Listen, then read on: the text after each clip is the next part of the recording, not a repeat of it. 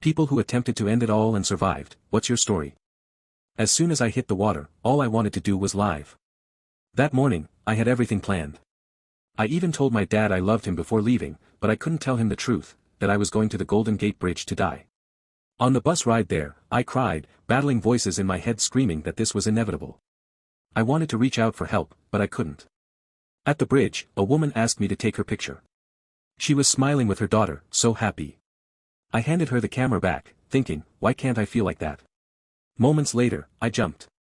Falling 225 feet, I hit the water at 75 miles per hour, shattering my spine and losing use of my legs. As I sank 70 feet, I realized I didn't want to die. I swam to the surface, fighting for every breath, but my waterlogged boots and clothes dragged me down. I thought, this is it. Then, something brushed against me, a large, slimy creature circling beneath. I panicked, thinking it was a shark, but it didn't attack.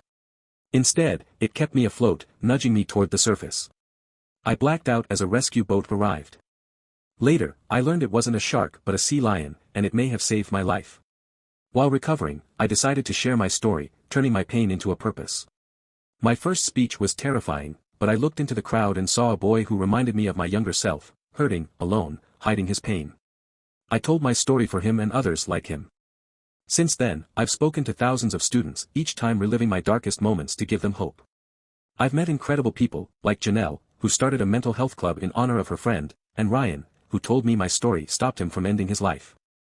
One day, I received a letter from a mom. Her son, Sam, had attended one of my talks. Afterward, he opened up about his struggles and got help. He was now thriving. She wrote, "You saved my son's life.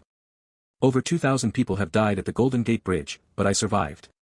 My life may have been saved by a sea lion, but it was given purpose by those who needed hope.